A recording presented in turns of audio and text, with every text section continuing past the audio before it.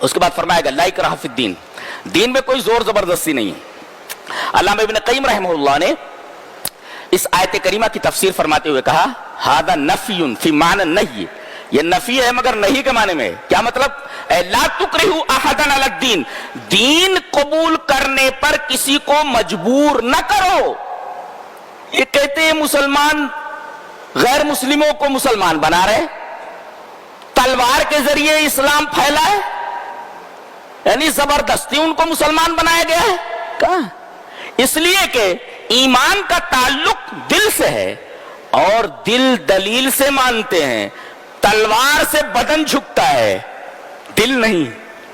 لہذا جب ایمان کا تعلق دل سے ہے تو تلوار کے ذریعے اسے کیسے جھکایا جا سکتا ہے؟ دل دلیل سے جھکتے ہیں، تلوار سے صرف بدن جھکتا ہے۔ لہذا یہ کہنا کہ اسلام تلوار کے زور سے پھیلا ہے، یہ ایک پروپیگنڈا ہے اسلام کے خلاف، جس کا حقیقت سے دور تک کبھی واسطہ نہیں ہے۔ جی تو گویا کسی کو اسلام لانے پر مجبور مت کرو۔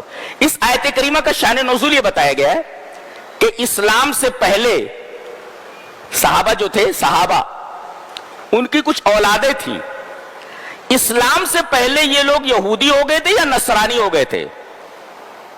نبی کے جو صحابہ تھے اسلام سے پہلے ان کی اولادیں کچھ نصرانی ہو گئی تھی، عیسائی ہو گئی تھی، اور کچھ یہودی ہو گئی تھی۔ جب صحابہ ایمان لائے تو انہوں نے اپنے ان بچوں کو مجبور کیا، کہا کہ اسلام لیا، میرا بیٹا نہ تو اسلام لا۔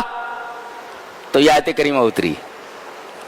اپنی مرضی سے اگر یہ لوگ اسلام لانا چاہیں، انہیں اختیار ہے، انہیں مجبور نہ کیا جائے۔ لا اکراہ فی الدین، دین میں کوئی زور زبردستی نہیں ہے۔ لا تکرہوا احدا علی الدین، کسی کو دین قبول کرنے پر مجبور مت کرو۔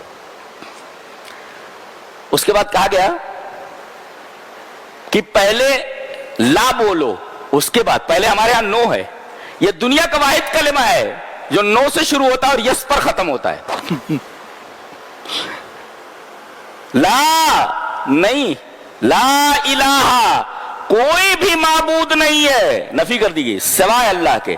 گویا کہ نو سے شروع ہوتا ہے، یس پر ختم ہوتا ہے، نفی سے شروع ہوتا ہے، اس بات پر ختم ہوتا ہے۔ یہ دنیا کا واحد کلمہ ہے۔ اور یہاں وہی بات کہی فَمَن يَكْفُرْ بِالطَّاغُوتِ وَيُؤْمِن بِاللَّهِ، طاغوت کا پہلے انکار کرو، اس کے بعد ایمان لاؤ۔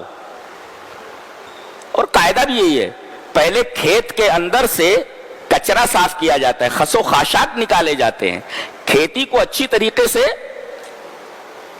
سنوارا جاتا ہے، اس کے اندر سے خس و خاشاک نکالے جاتے ہیں، اس کے بعد بیج ڈالا جاتا ہے۔ نہیں تو ایسے ہی بیج ڈال دینے میں بیج خراب ہو جائے گا۔ عقل بھی یہ کہتی ہے نا۔